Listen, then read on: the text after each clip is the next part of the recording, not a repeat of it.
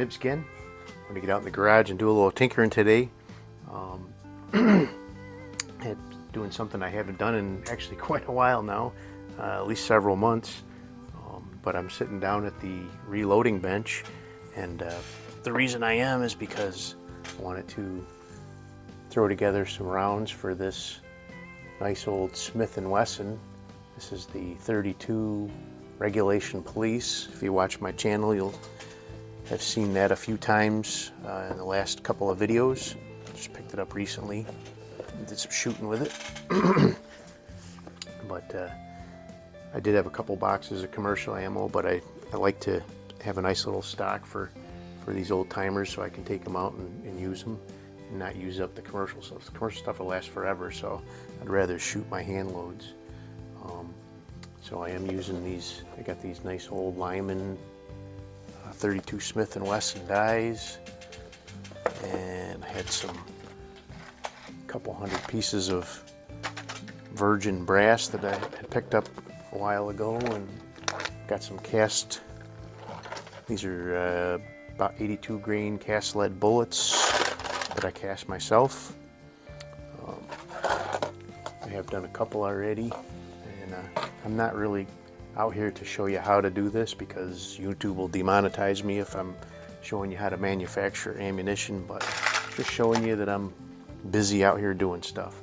I'm using my Lee powder measure. Really like this. Does a great job with powder type or pistol type powders, flakes and balls. Doesn't do such a great job with stuff that would be more for rifles, things that are kind of a stick type powder. Doesn't meter those quite as nicely, but as far as I'm using red dot in here now, which is a flake, and it really meters that very accurately. Barely, I mean, almost never have any kind of variation. If I measure something at 2 point whatever, it measures that exactly the same time over and over and over again. With the stick powder, it can vary, up plus or minus a tenth of a grain, which doesn't sound like a lot, but when you're going for precision rifle measurements, that will make a big difference in your point of impact and your group sizes and things like that. So I've already got my dies already all set up for the length and everything. So we just grab a powder charge, and this is my method. I like to do this. A lot of people like to charge all the cases and then take them one at a time and put a bullet in them, but I charge it, get one charge in it, and then I take a bullet. Here, I'll bring you down to the tabletop so you can see what I'm doing here. So I have my Texan, nice old vintage Texan press. I have my Lyman die in there already set up for the length and crimp and everything. Put your bullet on top, one powder charge. It's only one because you watch me do it. All the way down, and you can feel it go in. You can feel the bullet go in, and then right at the end you feel a little resistance, and that is actually the crimp happening on the end of the case. So you look there, you got a nice little rollover crimp on the end of that case. And I've already done this several times, so I know I'm good. But you want to measure your overall length, and for this one, it says the overall length should be about, so I had to so these are 82 grains. For an 85 grain, you want to be less than 1.2, so I'm at 1.75. I did have them at 1.9, but my crimp wasn't landing on one of the driving rings, so the bullet wasn't really getting a good tight seat in there. And then occasionally you want to check just to make sure that your bullet is going to go in there and be nice and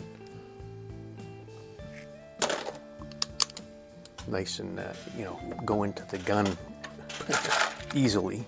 You don't want it to have to jam it in there and push it in there hard. Again, one powder shot right to the press, 1 bullet. Seat, feel a little resistance, you got your crimp, and voila, good to go. So these, I'm not loading these very hot. I'm not loading them at the minimum load either. But with these older guns, you know, the ammunition back then wasn't as stout as today's commercial ammo, so you really don't want to overload them. You know, they've had 100 years of use, and hopefully not abuse, but use. And you really don't want to, you know, you don't need to be making huge powder charges to, you know, damage something in the gun, or it's just not necessary for range plinking. That's all this gun will ever be used for, at least while it's in my care. And so these will be nice. I think these will be nice target ammo and plinking ammo for this guy when I do take it out to the range. But you can see, you can get in a nice little nice little rhythm. And I'll have this 100 pieces of that brass that I had, that I've got sized and primed and ready to go. And you can see I'll have these 100 done in no time. I'm not going to keep you on for all of it, but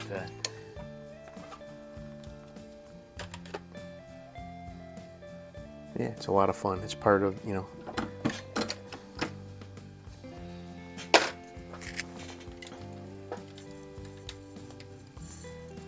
so it's really all part of the hobby, you know. It's if you really get into, you know, shooting vintage guns, some guns you just can't find loaded ammo for, and you're lucky if you can find some old brass from somebody.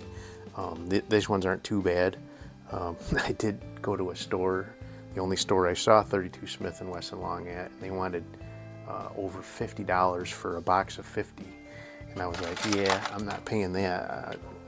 I've already got 3 or 4 boxes of loaded ammo, and when I shoot those up, it'll be easy enough to reload them. That's another thing with pistol brass. Rifle brass doesn't tend to last nearly as long because of the higher pressures and the reforming of the cases and all that sort of thing.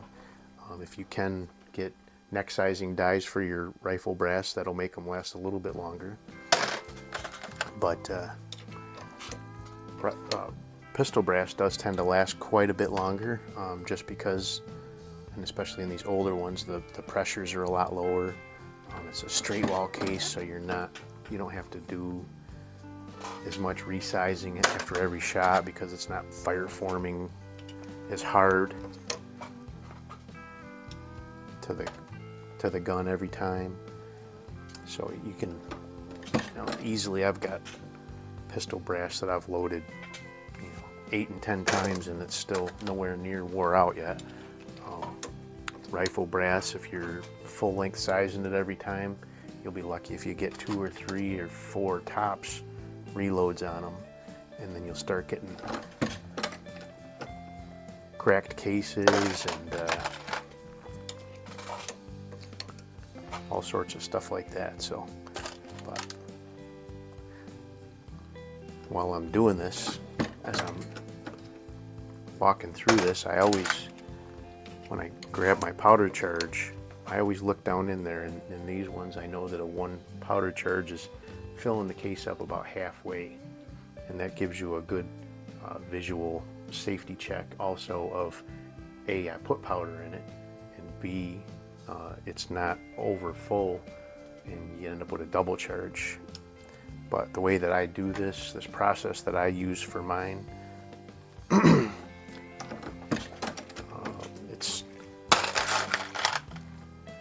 it's really worked out well for me. It's very consistent. My ammo, I never have squib loads. I never have double loads, which neither one is is optimal, but you definitely don't want double loads because that's going to damage your gun. But if you don't pay attention and you get a squib load, you'll end up with a second shot trying to go down the barrel where there's a bullet stuck in the chambers or in the barrel, so that'll damage your gun as well. But, all right, well, while we were sitting here, I loaded probably 20 rounds of ammunition. Nice little chat tabletop.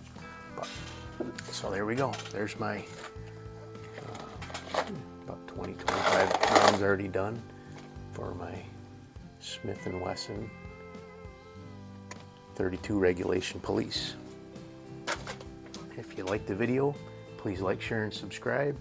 Make sure you hit that notification bell and you'll get notified when I do post up new videos. Until next time, have a great day.